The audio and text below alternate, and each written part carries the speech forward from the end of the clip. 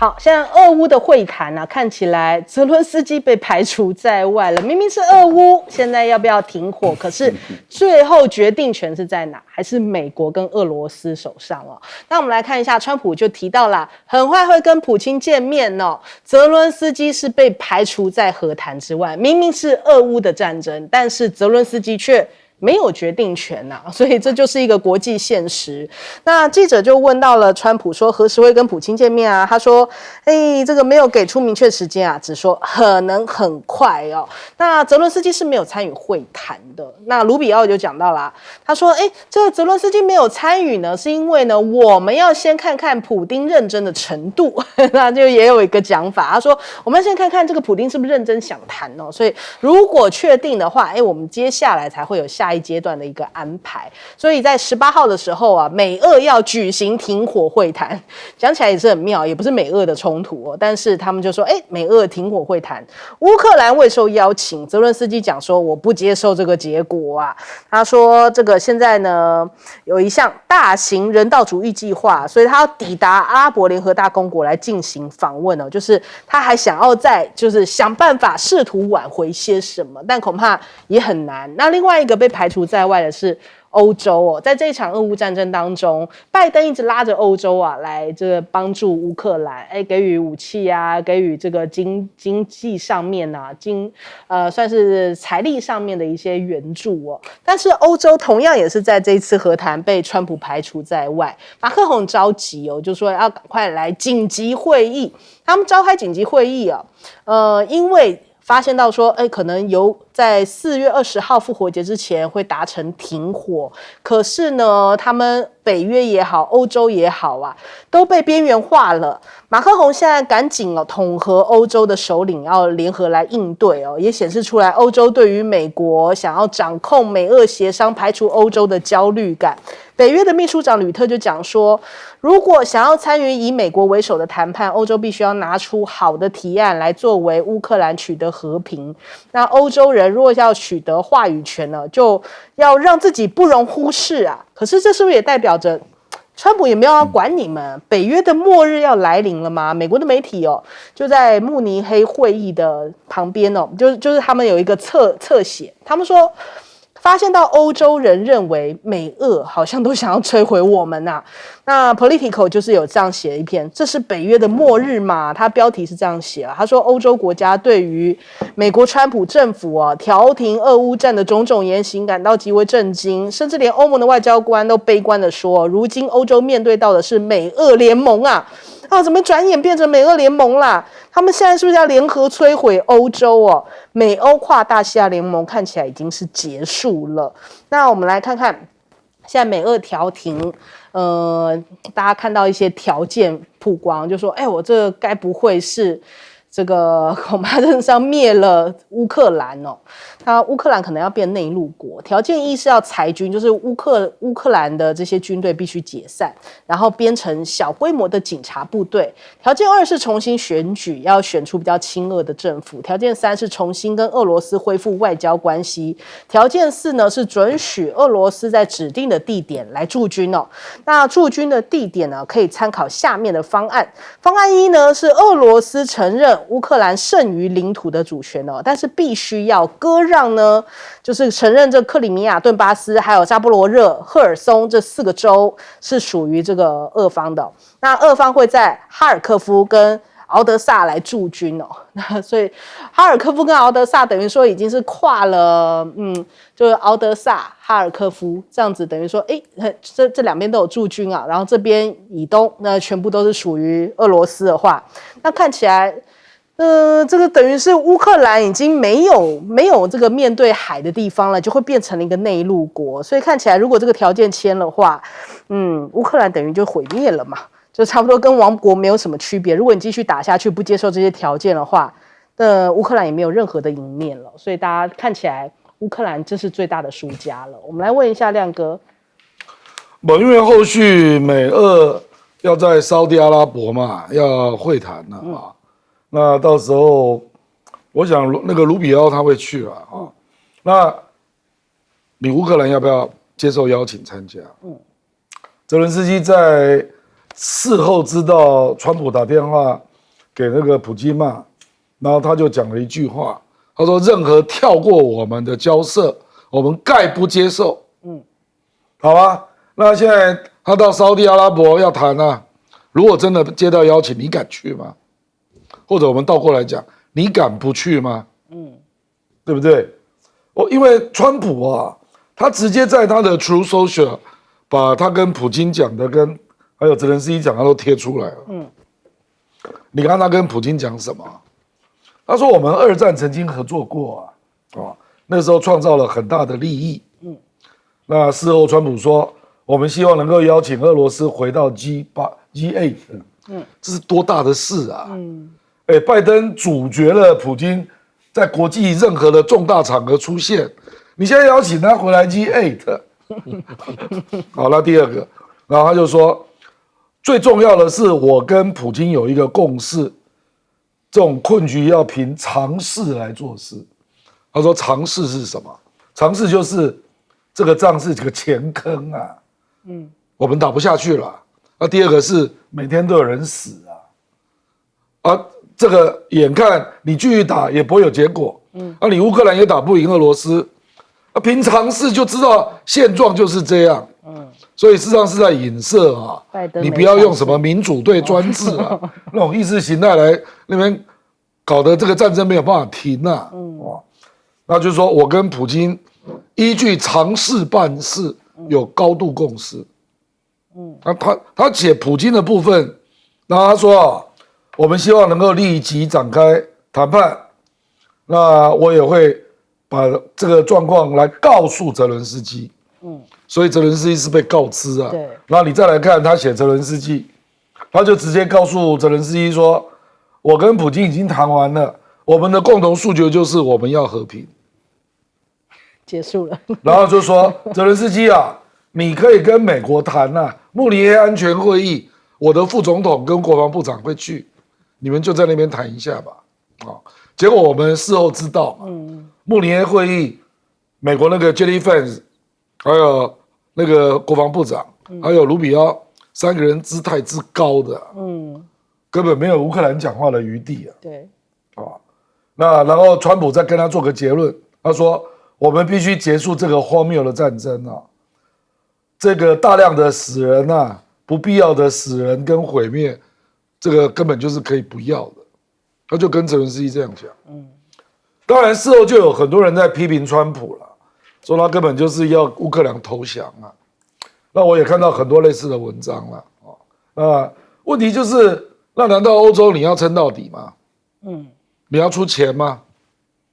那乌克兰的兵如果越来越少，你愿意派部队进去吗？所以我认为川普根本不认为欧洲有招了，所以他就决定把这个议题往前走，大概是这样。好，来请教介老师。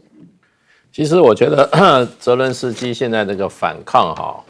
到最后可能会他自己本身会出现状况。因为事实上的话，前一阵子这个西方有美国的媒体已经在讨论说，泽伦斯基什么时候要让他改选？有人说是要签这个和平条约之前，也有说签和平条约之后，就已经就是在警告泽伦斯基了。因为美国那时候我想跟这个俄罗斯之间已经大概谈得差不多了，知道泽伦斯基可能会做点怪所以就已经警告过他了。那上个礼拜很奇怪的，就是说突然媒体传出来说，泽伦斯基在基辅逮捕了波罗申科。波罗申科是乌克兰的前总理他一直想也要出来竞选什么，所以他一直在基辅，他是巧克力大王。他就是当政的时候是极度亲美的，所以呢，他这个等于说也是美国人可能一个备胎所以就突然传出来他这个泽伦斯基要逮捕他，最近又没有，因为我就看到这个波罗申科又跑出来接受记者访问，所以到底逮捕没有不知道，可见这个基辅内部的这个政情也蛮复杂的，所以就美国人来讲，我想也就是随时告诉泽伦斯基你这个位置随时有人可以取代的，你现在这个合法性有问题。那俄罗斯的话方面传出来就是说，他们是这个将来未来的任何的协定，书面协定不要泽伦斯基签，他们要国会的议长签。他认为泽伦斯基没有代表，已经没有合法性了，因为去年5月他就到期了嘛，对。所以呢，就变成就是说，泽伦斯基，我觉得他现在在走险棋啊，跑到这个阿联酋不要干嘛，没有他的份嘛，对。那他要弄清楚啊，他从头到尾他就是个演员，哎，他到现在还是演员。那这出戏呢，俄乌大战这出戏呢，他只是中间的演员，就是男主角吧，哦。那这个戏怎么演？这个戏最后结局怎么样？对不起啊，是导演跟编剧决定哦。导演跟编剧不是他，编剧跟导演是美国，对不对？所以基本上，我觉得他如果说要有一些要坏这个川普跟拜登的，这个川普跟这个普丁的好事的话，他可能会招祸。那个 Poroshenko 检察总长扬言要起诉他，扬言起诉叛国罪。对，那他的财产全部被冻结。对，应该还没有抓，还没有抓，所以他还出来接受记者访问。对，好，来请教赖老师。川普确实是很想赶快把俄乌的战争结束他确实很想，因为他要腾出更多的手来去专心的对付中国大陆那他要赶快结束俄乌战争，他要怎么结束？杂音越少越好。如果让欧盟参加，杂音就多了；让乌克兰再参加，杂音就更多了。所以对于川普来说，要解决最好的方法就是把杂音缩小，那就由美国跟俄国直接谈，两国谈定了以后，接着再考虑怎么去逼的欧盟买单，然后这个乌克兰买单，就是这样子一个。所以我个人觉得凯洛格，也就是这个川普的乌克兰处理问题的特使，他是直接向川普负责，不是向卢比奥。卢比奥也不是他的长官。这位军人出身的这位特使讲话比较实在，他就直接讲的意思，也就是这是美国跟俄国直接来谈定的事，欧盟跟乌克兰就不要参与了他们可以表达意见，那么美国也会去参考他们的意见，但是就到此为止。那也就是由美国单独来跟俄国谈定。川普跟这个普丁的通话这个通话其实就已经开始走向我们所谓的元首引领的这个战略。两国元首谈定了以后，那底下的就开始去做细节的磋商，然后再摆平其他的问题。等到都成熟了，两国的元首就见面了嘛。见面以后就搞定了，就签署，然后其他的就后来就在补签署，就这样完成了所有的作业。那当然对欧盟来说的话，他当然就很惊讶，所以欧盟就要给这个美国施加压力。卢比奥是政治人物，那卢比奥的政治人物，他所用的是一种有点忽严术，就是说欧洲跟乌克兰也会参与啦，但是我们都知道，其实参与最重要的是你开始谈判，这个就要参与了。那对俄国人来说，如果假设未来是你欧盟也来，乌克兰也来，美国也来，那我是1对3，那俄国也可以说，那朝鲜是我的盟国，他也参战了。你既然说这个乌克兰是当事国，那欧洲是支援国，所以欧洲可以来参与的话，那我朝鲜为什么不能来参与？那这个问题就复杂化了。朝鲜就趁机就是说，那这个制裁的全部都要解除，那这个是不是开始越来越复杂了？所以我个人的推断是，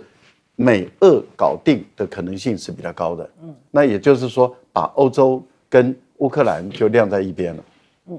好，我们先休息一下，广州马上回来。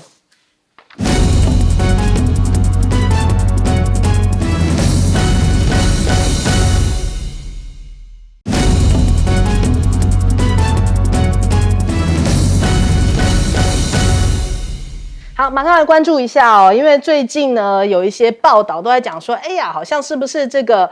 个马斯克盖掉了川普的风头，他才是真正的这个总统哦。那但是呢，他们两个竟然还一起面对这个专访哦，就讲说有人想要离间我们，不能够拆散我们的。他们讲说这个马斯克对川普还在专访当下就讲说，这是一个直男对另外一个男人最高的爱哦，他们不可以拆散我们的。所以现在看起来两个人感情还是非常的好，甚至他们还知道说有一些媒体体刻意在渲染，要挑拨我们之间的关系所以他们还2个人一起接受这个福斯的这个专访。那另外呢，川普还把他自己当时这个监狱照挂在他的办公室门口，那好像是要提醒自己，不要忘记这个大仇要报啊，就是要跟这个民主党来算这个旧账所以你现在看看川普政府他们开除了上百名的核子管理人员，就后来发现不对好像开除的太快了。那后来隔天反悔，赶快请他们赶快上班。结果因为开除太快，所以现在要找回来还有点不太知道该怎么样联络。但是呢，马斯克还打算继续再开除人就是他们现在这个联邦法院准查3大机构的数据那他们这个政府效率部看起来到处在这个节约他们这些冗员在裁员当中也引发了他们自己本身国内有非常多人站出来要抗议马斯克。我们来看看全美现在已经举行了37场的示威活动，我们来看一下画面，不少群众他们就举起这个抗议的标语就说反对马斯克干预政府的运作啊，呼吁消费者直接就是对 Tesla 来抵制，然后甚至来抵制马斯克瞄准了这个特斯拉的展厅就作为他们一些抗议的据点。那现在连特斯拉内部都非常担心马斯克会不会伤害到公司形象啊？然后有一些公司高层就认为说，马斯克现在是不是应该要辞职啊，避免这个特斯拉遭到拖累？那果然在德国、法国，特斯拉的销量已经大跌了。看连波兰的官员都暗示说要来抵制特斯拉，因为他们欧洲国家又觉得马斯克是不是有点干政啊，干预到他们欧洲的内政就是不止美国他们自己本身大裁员，连欧洲他都在干涉当中，所以现在特斯拉就岌岌可危他们的股价甚至跌幅到达了16%之多。那再来我们看看就是因为特斯拉现在可能受到了马斯克的影响明明比亚迪面对到的是它的关税才被加征了45.3%，但是呢，竟然销量还超越了特斯拉，哇，这真的是始料未及因为就是这个马斯克现在好像有点拖累特斯拉的状况，所以他在英国西班牙、葡萄牙的销量感觉上面都有点削减反倒是特斯拉有点超车。那的确反映出来，中国大陆最近的科技的领域方面一直都在这个国际的版面上面给大家一个又一个的冲击宇树科技呢，我们知道在春晚的时候，他们的这个机器人会穿着这个东北的花袍背心在那边跳舞。现在据传这个新影片出来，舞步又晋级了，更丝滑了，跳起来已经不但是在那边甩那个手帕了，现在还可以这样子有模有样的这样跳起来。很多网友看完就说，比他们的手脚还协调，就机器人跳得比人还好，很多人都甘拜下风另外还有 DeepSeek 跟这个微信他们现在开始进入这个深度的这个接入的测试了，所以看起来人家讲说这叫做王炸组合应该会有更多的这种，比方说你在微信里面可以使用到 DeepSeek 的搜寻功能。那还有百度也这个连发了2条这个自少事大的公告，说这个百度搜寻也要接入这样 DeepSeek。那看起来的确DeepSeek 也好，或者是我们刚刚看到这个语数也好，甚至是我们之前常常讲的比亚迪、华为都已经看到这个中国大陆的科技业都在国际的这种舞台上面变成大家瞩目的焦点。所以你看，大陆外交部也发了这样的一段影片，叫做未来以来。他们这个影片当中包含了机器狗DeepSeek还有近年来许多的科技的飞跃的确在2025年已经看到他们对新质生产力的展现了。那 DeepSeek 其实现在也被彭博社预计他们也会推动今年中国大陆的股票价值增加1.3兆美元。原本是不是被看好的一年，但是现在完全逆转过来这个局势了。我们来问一下亮哥。特斯拉2月11号之后股票是涨的，它如果从今年1月1号起算，它只跌了6点多，所以自由时报这个新闻是错的啦，你不能这样算啦，你不能算那个主跌段因为2月11号之后是涨的我不认为这个有很大的影响可是我觉得马斯克反映出川普的思想，因为他最近我本来想说做国际开发署的整数就已经够了，结果他进一步又在整顿民主基金会啊。这个我觉得我就真的有点意外啊，因为民主党海外的2只手就是 USAID， 还有 NED 嘛，而且民主基金会是很多人都认为它是第2个 CIA 啊，它介入所有的颜色革命，对，这个有很多人的角度里面会觉得这个符合美国的利益啊，结果马斯克怎么回答？我就看到他的回答，我就大概知道川普的思考方式。马斯克说：“那请问你有制造了民主吗？请问颜色革命哪一个国家民主成就令世界瞩目的？所以请问你制造了多少民主？”我觉得他这个回应非常有道理啊。你去看有颜色革命哪一个国家活得好的？我觉得他这个就是川普的结果论啊。然后他又进一步说，然后就随便报个账，然后这个钱就不见了。然后我就看到一笔账啊，支持那个乔治亚的媒体改革，61万美元就没有了，也不知道他去哪里了，不知道啊。那民主基金会它的预算，国会编了4亿多，那4亿多，因为还是要行政机关来执行嘛，他现在就不发。我觉得如果是民主基金会呢，这个就很政治了，因为表面上他没有错，他都是反浪费啦、反贪污啦啊。可是民主基金会的那个外交的功能是非常明显的。它不是像那个国际开发署就是援助为主嘛，救济饥荒为主啊。民主基金会这个是真的就是干预人家的政治啊。我们民进党是跟他关系非常好的，还有2019的反送中，对，也是跟他非常密切的。结果他说砍就砍，我觉得这个就反映出这个川普的思考方式，这个绝对不是马斯克要怎样就可以怎样的啦，所以赖清德最好把这个事情看清楚吧。你还在讲民主供应链呢，还在讲民主阵营呢。是让我仔细去查啊，那个民主供应链还是蓬佩奥讲的，那后来拜登继续follow，我觉得赖清德事实上是有点怨啊，说蓬佩奥讲的民主供应链，你现在怎么不继续执行呢？你看川普现在跟蓬佩奥是什么关系啊？对不对？所以蓬佩奥还是有一定程度的建制派啦，就是这个建制派就不是只有民主党哦。民主基金会支持的也有共和党，可是川普就是不要，我觉得从这里你可以看到他的思维的方式啦，真的相当不一样啊，所以我们就看到美国内部每天都在搅动嘛，因为既有的建制很多人都被清洗啊，那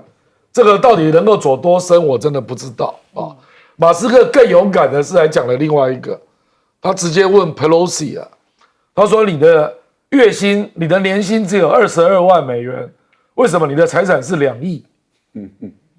我认为接下来美国的司法部会不会办 Pelosi 啊？这个才是政治风暴的开始。难怪今天看到纽时写了一篇，就说马斯克会让中国再次伟大。我们来问一下介老师。其实马斯克跟川普裁掉这几个机构除了他这个居心不正之外他还变成贪污的一个最好的一个白手套跟借口。他很多都是打着这些什么在海外推广民主价值美国价值结果呢编了预算，结果后来回来进到美国自己的政客的口袋去了。对，所以就是说这些机构变成洗钱机构，把公家的钱拿走以后还给这些美国的腐败政客。那这个模式呢，事实上的话，美国也把它传染到很多国家。我们现在我们很多地方都有啦。对。那像这个欧洲也有像这个亚洲也有那我们台湾也有，我们台湾也有这种机构。对。然后是怎么样呢？其实它是政党的附随组织，然后它天天在宣传所谓的进步价值，对不对？打这个价值呢，然后拿了很多政府的资源，养了很多政党里面的这些人士，他就换一个招牌，说啊，我是主张人权的，我是主张平权的，我主张环保的结果呢，这些组织呢，照我们现在的这些人民团体组织，他都可以接受政府的这个补助嘛，所以就拿了大批的钱，所以这些机构才是民主的毒瘤，打着民主的招牌，打着民主的价值的招牌，再怎么样，再实行内部的政治斗争政治异己，然后怎么讲呢？还有更可恶的贪污人民的血汗钱。所以这个也是就是说，川普一上来就把这个机构给他毫不考虑就给他打掉。台湾是不是有这种机构？有很多。我们也需要像这种马斯克这样组织把这些挂羊头卖狗肉，然后呢，实际上是在拿这些政党补助的，然后替政党的利益服务的这些机构。我就不指明了，大家可以慢慢去想一想，什么部队之类的，就要想一下。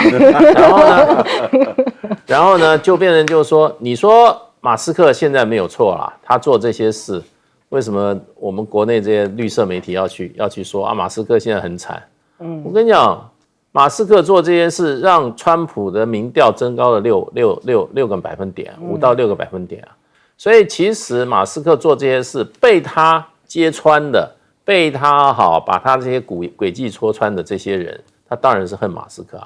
可是美国老百姓一看这么离谱AIDS 这个 USAID 居然编了钱，结果呢钱是送给美国的主机构结果呢援助一个国家1亿美金，最后连那个国家连1000万美金都拿不到这是很离谱的钱都是美国政客拿走了对不对？所以你说他有没有得到支持？大有人支持。要不然川普的这个怎么讲呢？他的这个声望不会提得这么快。对。所以呢，我觉得川普在替真正的民主在做一个清理门户的工作。那些打着民主招牌在实行中饱私囊，在为了政治自己利益打击政敌的这些政治团体跟这些他们的附随组织说实话应该都要小心了，因为川普可能会带一个风潮，那这个风潮也就是带着他做了一个样子给我们看，我觉得对我们台湾也有很强的示范作用。好，来请教赖老师。欧美的媒体啦，或者是台湾的绿营的，或者是很多的机构因为拿不到钱了拿不到钱了以后，你会看到他们是想方设法的要挑拨川普跟这个马斯克之间的关系纽约时报很明显嘛，他们杂志也故意的那个都是要挑拨他们的关系，但是到目前为止，他们的挑拨都没有发生成功。对于川普来说，他确实是想改造这个德国，他想把德国也变成极右翼的法西斯的一个德国，就好像意大利的德国一样。可是川普不方便直接介入，由马斯克介入是最适当的。如果德国改变了，很有可能法国就变了，因为法国现在的极右翼Le Monde这个Le Bon 马克·Le Bon， 他本身的这个声望跟他的政党也有在往上爬升。如果他能都把他们改造成为法西斯或是极右翼的这样的一个国家，对于川普来讲，他是很乐意见到的。现在马斯克在做的就是这个工作，那所以马斯克的特斯拉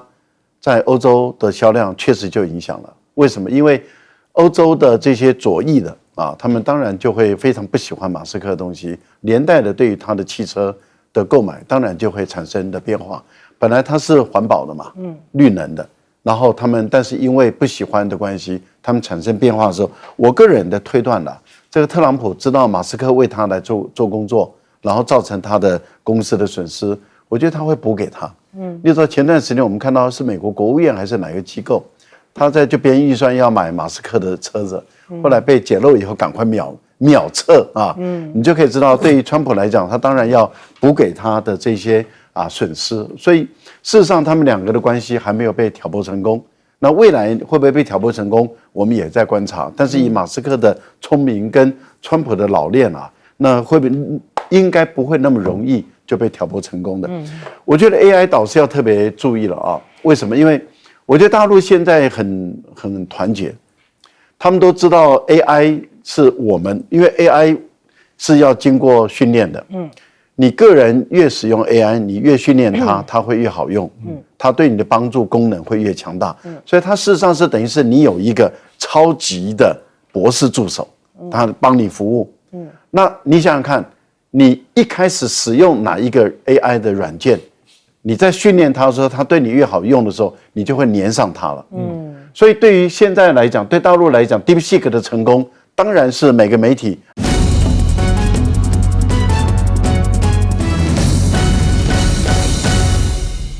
欢迎收看新闻大白话，我是主持人翟轩。马上欢迎一下这个阶段加入我们讨论来宾，前大使谢文吉，翟轩好，各位朋友大家好，国际事务专家赖岳谦。主持人好，观众朋友大家好。还有耶鲁政治学博士郭正亮稍后加入我们，马上来关注一下。最近感觉加拿大号卖力哦，可能因为被这个川普点名说啊51州啊，他们先是有这个州长团赶快去求和，说我们要一起抗中啊，后来又用行动来展现哦。你看看这个加拿大的军舰就经过了台海，跑这么远啊。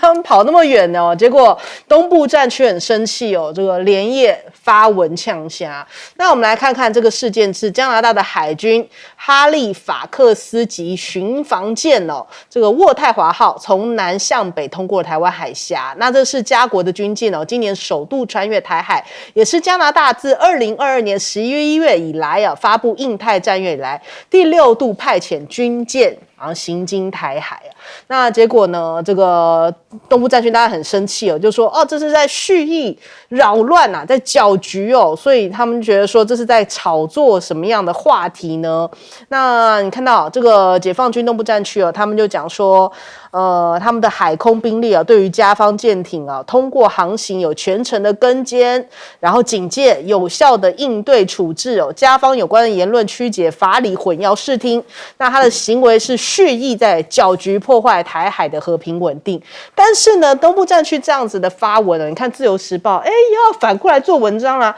他就讲说东部战区半夜睡不着呛虾，然后又刻意讲说有一些大陆网友讲说就是讲说好像那我为什么不赶快做一些有效的应处呢？那不过也有一些中国大陆的网友讲说这个加拿大看起来已经实质上变成美国的第51州啦，所以才这么样的卖力哦。那再来看看解放军呢，他们也启动了这个联合战备警巡，从上午的10点50分开始他们陆续有这个歼10的战机，还有空警500的空中预警机呢，那总计有24架次这样的一些行动哦，包含18架次飞越了海峡中线，然后还有在就台湾的这个北部、中部、西南空域然后进行一些联合的战备警巡，那是要抗议一下这个加拿大这个通过台海的行为。那甚至连中国大陆的货轮都播放起爱国歌曲来覆盖了海事频道。我们来听一下。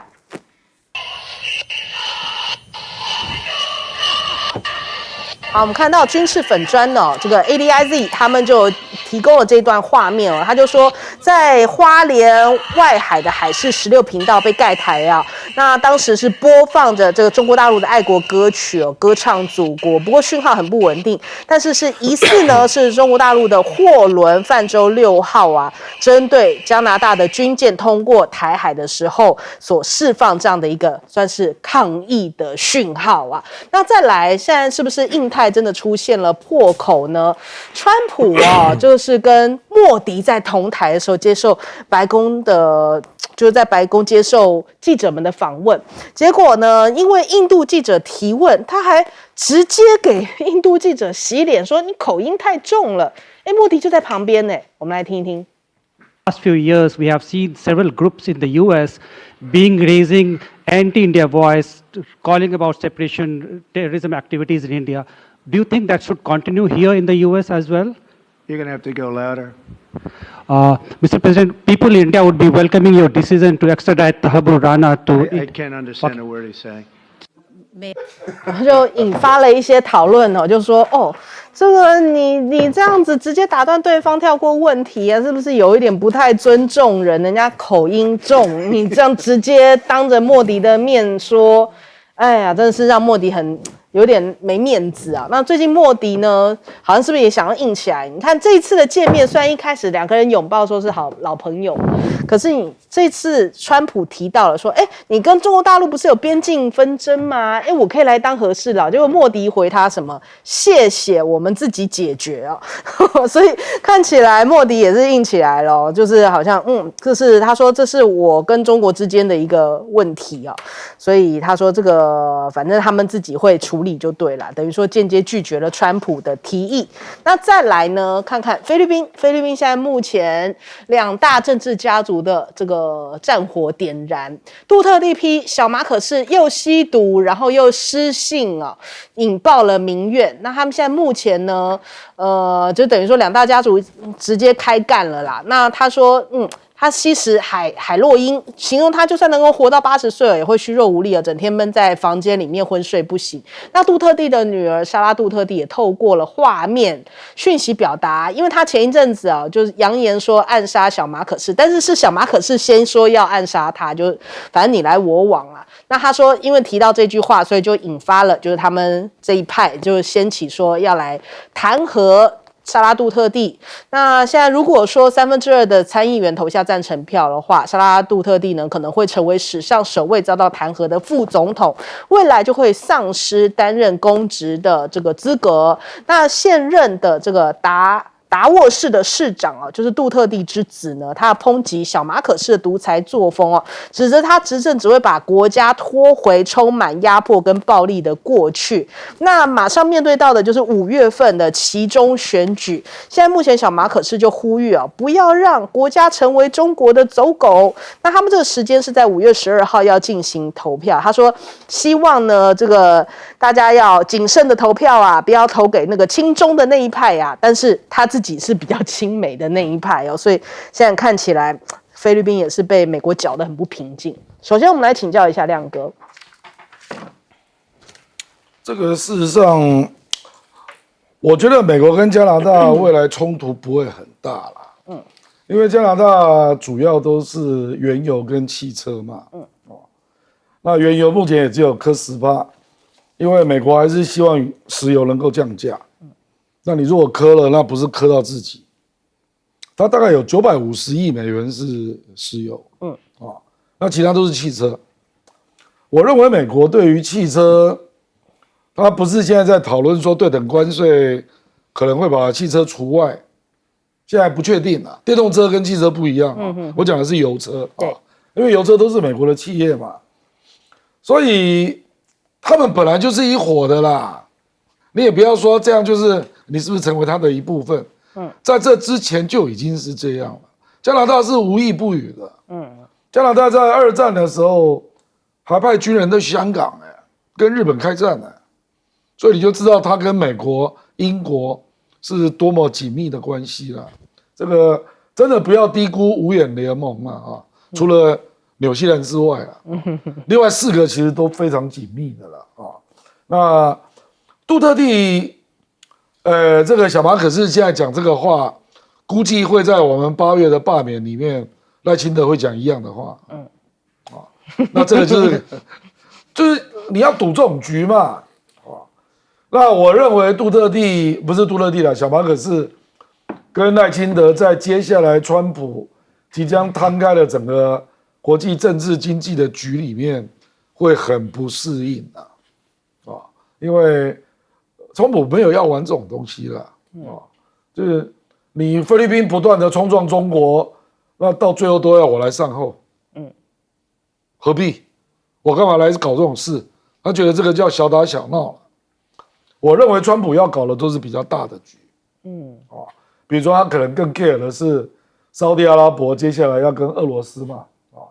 那你乌克兰要不要来？你不来我们就自己谈哦。那接下来他要访问中国，那接下来还有5月9号2战的胜利日，我们知道习近平要去莫斯科见普京那普京可能会邀请川普，那如果川普也去了，那岂不是变成中美俄高峰会？我认为川普现在都在想这种大题目啦，所以你想嘛，他连打电话去给普京都跟欧洲没有事先告知所以你不要以为你小马克思可以这样一直挥霍了，好像我美国到最后都要来帮你善后，恐怕不是这样。你不要到时候发现，大哥怎么不见了？你不要到了这个局面啊，你就会很麻烦哦。那台湾也是啦，不要因为那个美国国务院删除了不支持台独啊，你就很兴奋啊。我觉得介大使讲得很对啊，他不是改给你看的啦，他是改给中国大陆看的。那表示什么？他们即将较量，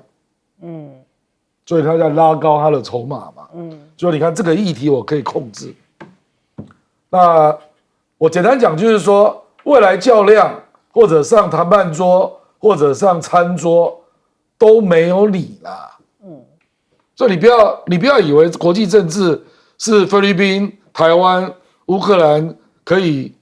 凭你主观想象这样在玩的啦。就别人定的局啊，大的规则、大的框架，你要不要进来？就是我们都是餐桌上的菜就对了。那个是最悲惨的情况。我的意思说，你上不了，你不是用餐的人，你不是啦，那赖清德还在那边讲说，我们不是棋子，我们是棋手，你下给我看啦，你台积电下给我看好不好？对等关税下给我看嘛，不要那边讲空话啦。赖清德那天开完国安会议出来3点声明，说我们不是棋子啊，是棋手啊。台积电你下看看嘛，让我们耳目一新一下嘛。好，请教介老师。我们现在是在那个菜单上的棋手啊，对，菜单上我们是菜单上棋手。那这个加拿大事实上也是现在也在菜单上面，他已经没有坐在餐桌上。他以前坐餐桌，事实上他是坐在敬陪末座了。美国人在吃的时候，他坐最旁边。那西餐是最旁边最小嘛。美国跟他客人坐中间，加拿大起码还上桌，对不对？现在加拿大突然发觉他已经变成菜单上的一道菜了，因为川普对加拿大完全不念旧情。虽然加拿大每一个人出来讲说，我们跟你美国是最好的朋友，你们打什么仗的时候我也跟去打，你们偷打哪一个国家我也偷偷在帮你打，天天跟着美国人到处去欺负别人。他之前好一次讲，现在呢，美国根本不在乎，川普根本重新洗牌，对，那不把你收为啊，这个1周就已经不错了，还要什么25%什么，现在已经钢跟这个铝已经25%了，而且是怎么样？受伤最重的，现在看起来就是加拿大，钢跟铝2个受伤最重的就是加拿大，所以加拿大现在急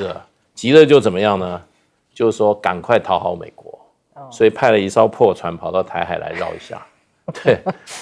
告诉美国我还有这个价值啊，我这个看你以前打仗我都帮你，现在我还可以帮你在台海执行你的任务，对不对？他还要搞这一招，不过这艘船实在是说实话来台海啊，搞不清楚现在我们东亚的行情啊。他这艘船是1990年代的，然后只有4000吨，你看这艘船长这样子，上面全部都是这些什么电线啊，什么这些什么无线电的，这个根本就没有隐身性的。你看看现代的船只，上面干干净净的，它没有那个折射的角度给你去发现。这种旧船开到这个我们现在台湾海峡这边来的话，实在是4个字啊，自曝其短，自曝其短。所以现在这些很多国家动作都会很奇怪。加拿大这个动作，就是因为他现在整个跟美国的关系濒临破裂了，他要挽回，就来打一下台湾牌，讨好一下他过去的组织啊。所以我觉得跟台湾都没有关系。所以我们台湾要搞清楚啊，很多人家的玩法基本上不是在台湾的。那我们这边还有外交部马上就出来什么加以什么正式的答复什么的，其实都是表错情了。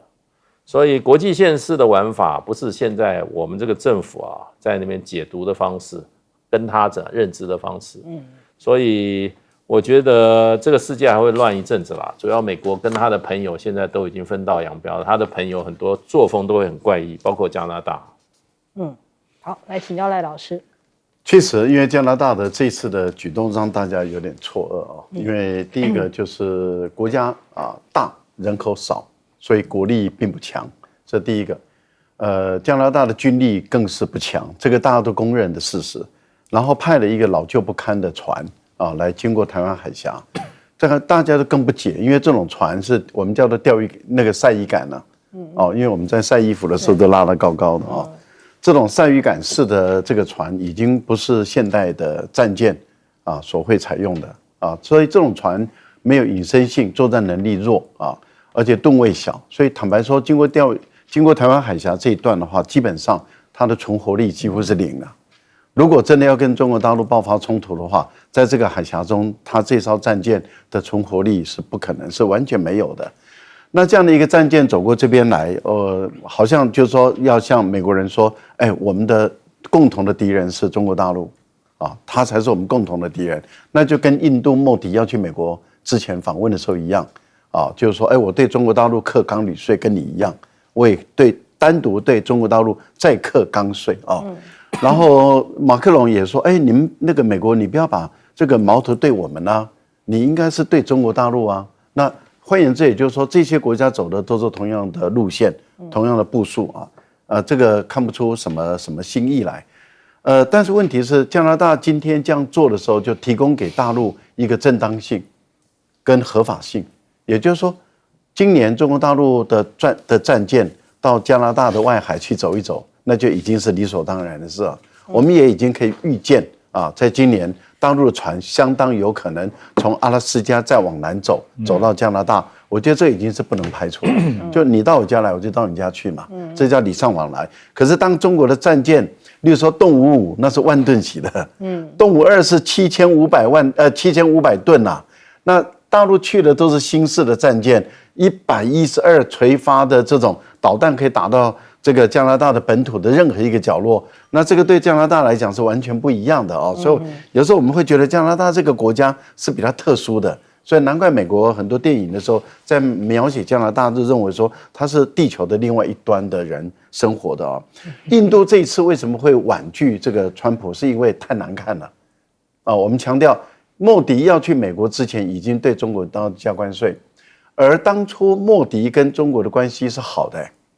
怎么会突然间转变成为边界冲突呢？大家都知道背后的就是美国嘛，就是川普嘛。那现在川普又故意的再度，可是上次的川普是秘密的行动，就煽动莫迪跟中国大陆在边界打架，结果这么多年来，印度什么好处都没捞到，美国也没有真的给印度当初承诺的好处。现在的情况是，川普就直接跟莫迪讲，再打一次啊，我会再帮你啊。这个已经很难看了，也就是说，等于是把6年前的难看的事挑在桌面上谈。那这个莫迪当然颜面无光啊，就是说你怎么完成这么低级的手段？这是我们的秘密啊，你怎么公开在记者会里面讲开了？讲开了，对莫迪来讲。大家都已经预料说，接着莫迪到美国访问完了以后，中印边界准备再打一场仗了。那现在已经挑开讲了，那怎么再打？就没办法再打了嘛。所以我觉得这个对莫迪来讲真的是很难看哦。这个川普修理人、羞辱人是一点都不留情面的。我觉得那个是莫迪自己找的，也没话讲啊。好，我们先休息一下，广告之后马上回来。